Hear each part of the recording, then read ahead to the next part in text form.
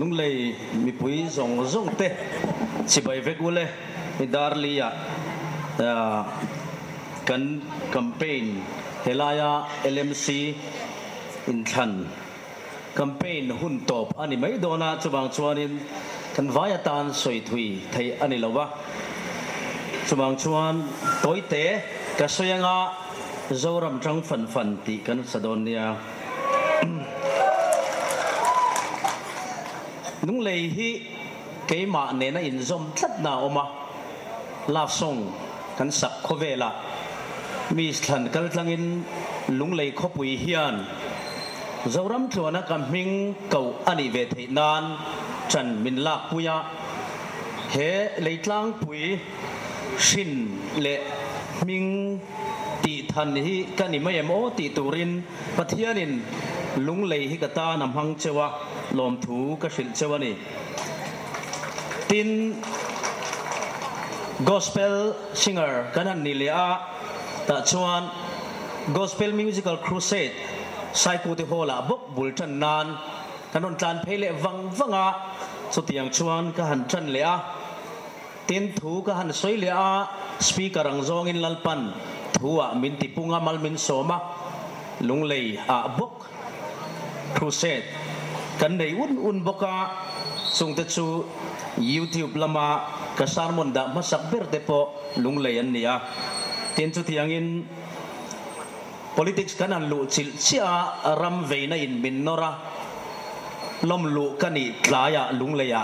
thon phei ngal kani le te hi amak kati ema atto pa phejan lunglei nula kan nei pop mai le hala lunglei ne hian kan in chen lei thei lo le maya lo boral ta po ni la lunglei mi ne hian kan chau tan dial hirin om ti tur khopin van lama po turwal pui tur bera inchak om berani kan ti hialani male lunglei mi pui te u ti dam min du em ti hi karil ruwa oma lali suan middel bartimaya ti dam ani don khan isu davida fapa min khongai ro ti na awa mi pui te ni beng cheng lo ngoi ro ti nan khapa ma sia aya ring in auzul sova atopa lali suan tunge khami kharon ko te utia ti chuan ani churon kalpheya ti dam idu em malo ti ni voina hian ZPM hian anti dam theilo chu he ZPM party hian kan ti dam theilo chu ama ero chu ti dam idu em ti chuan middel bartimai chuan o ka duelal pa mu thei ka du ti khan lali suan hlumala a an mita an hoya adam ta a voina hian lunglei mi pui te u ti dam in du em em vai nge room le na akanin shiat tu te wange ti kan sheto a dam na kan zonga ram pumin dam na kan zonga tuna hian dam hi kan du tak tak ani chuan pathiani hian mana du than tur pan ni om china pathum minon chop chua sakta a ZPM party hi leitlang pui dam na hluma lalpan min pedon ani chu i du than na ni ka soi tawang khan he party hian kan ti dam thei chu kan ti lo ma se in than chuan he hi lali suan he khop pui ta na ti dam na hluma amang the ni ti kan sil du chewa chuwang chun du than na dik berili soyang khan du than na dik thang turin in ril put mang dik turin he kong la zo khum lo party tharlam omle corruption do kum puan khum lo party tharlam la omle chutiang zelin kong pui chiat thua te electric chungchang thua te education kan niam thua te thil sang sang aniang agriculture chungchang alo nei tu te mang ang au thoma te voite khat ma mo purna la velo mo purna la chak zek zek achunga ashwai tu omtela chumi lama mi specialist thiau intel khomin he party yaron form hi kan damna ram damna atana luma pathiani hian mang theni ti siaila kan zawai rilu dik le kalphung thar kan bei sei te hi chong china in pathiani hian min chan sak theini chronicles panhina chuan alamari ru dik tak pu te chunga achak zia tilang turin pathian mit chu khovel mun tin renga aleng ruai thena ni atia ril rudik iput chuan i khopuitan ril rudik iput chuan pathian hian chan chuak tur chain leitlang pui achak zia ti lan hi tuna hian chakani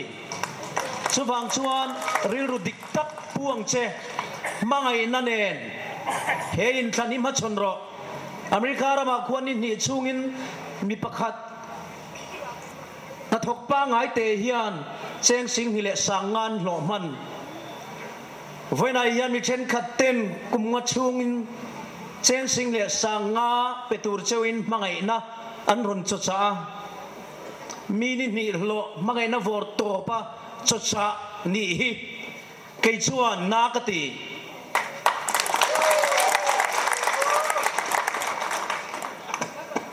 ZPM party hi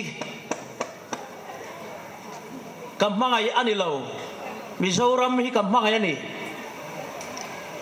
aom sia chu hi ni mimmalin mani tok chewa tu man ram kan ti dam theilowa tunge ka belang tunen nge kan chana hawang ti ngai tua hi nga ya chumi wang chuan keipon heram ka sia thei china em to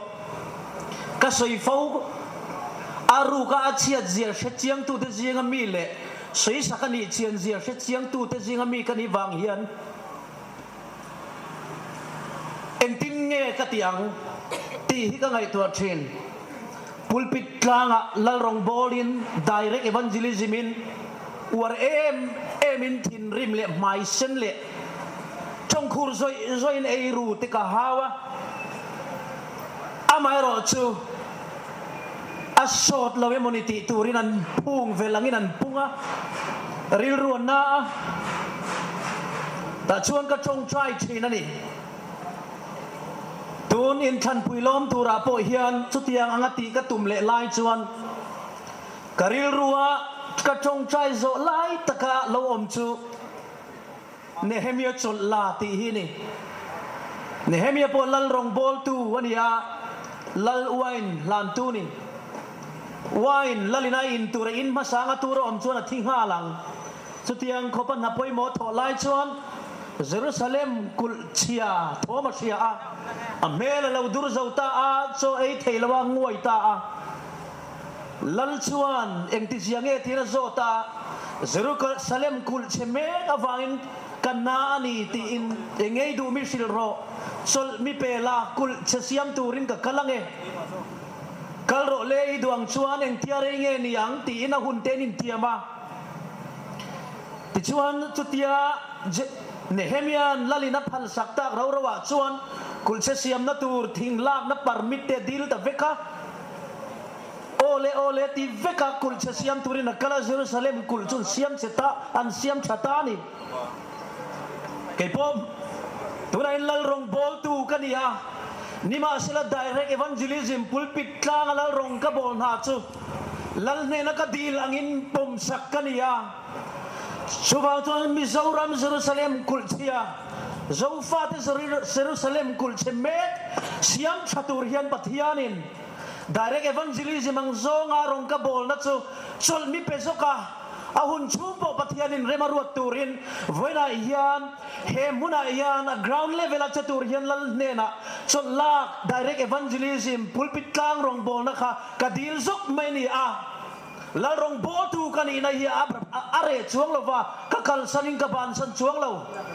ma se voina hian ka thian le kanu le ka pa ka ule nau te u ka mu tia tin mue in khen chin toy ma se in khen chin chinai lungai in khen chin lat pau le ram chunga in mu chetam hemisiam chatur hian le thei ril ru lo pusula vot thak hunai hian ram siam chat na he sailova out tuar te helaya kan candidate te thorim na ringota nilovin ikut zung changa ramtana reilo te izum me a hianing ngatari ti siala imo purnaka siala inril ru tharomin laudan danglap to zo kang cheu lalpan mal som ro se lalpan is vai mal som chero se kalome le zoram chang fan fan ti sang o le tlang pui chang fan fan ei sing tarlia kanon kala kong tuanin lirang hing paya 7.5 magnitude tin kan mu hilman lo pen sari pen nga fit som ni ve kan tan leka lir puyang hing zela tiang em kong chelir puyang hing hi inril ruwa om karing amut hilai thelo em kong puy lir hing na sahi kala sengai lo ramu huwa pinani chang o chanta kala omani ram hitiro kan savain du than na dik kha poimo kan fate na tuk turani hi mo in hi bani verle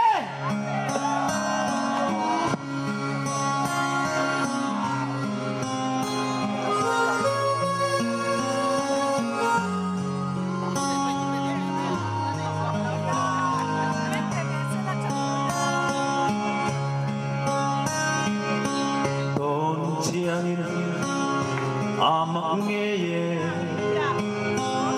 kan zoram nun sia reng hi o kan pile kan tha tu ten ronum bu vein ron se ve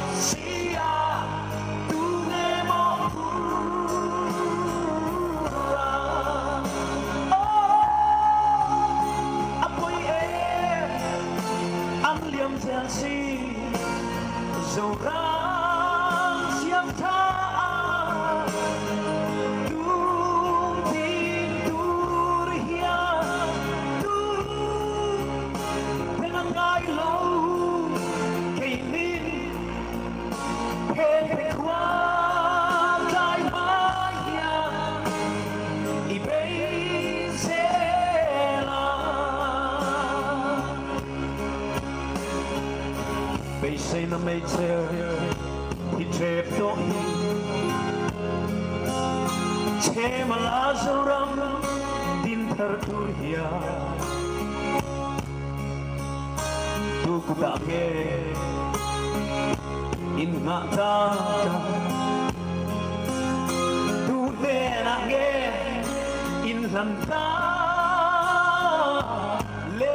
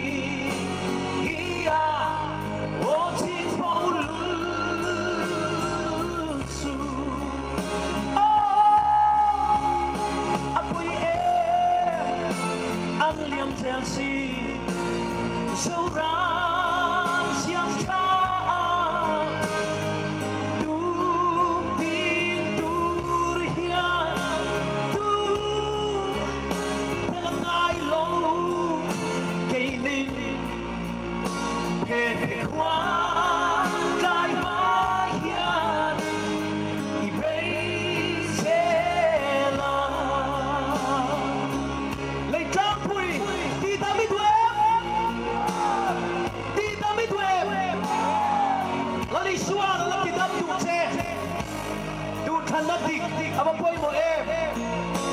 hum thei nom sula sal tur bung ruai ni lawa lei tur lei si poin ni heklo mak tak le lok tak sia mi ni kai se sok la irau pui na kha ira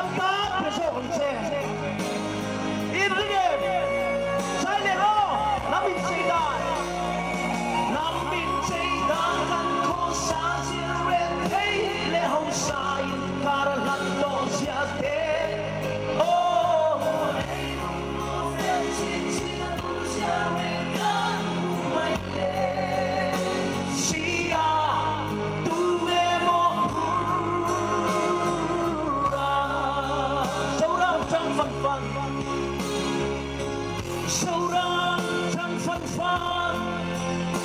sâu ra chẳng phân pha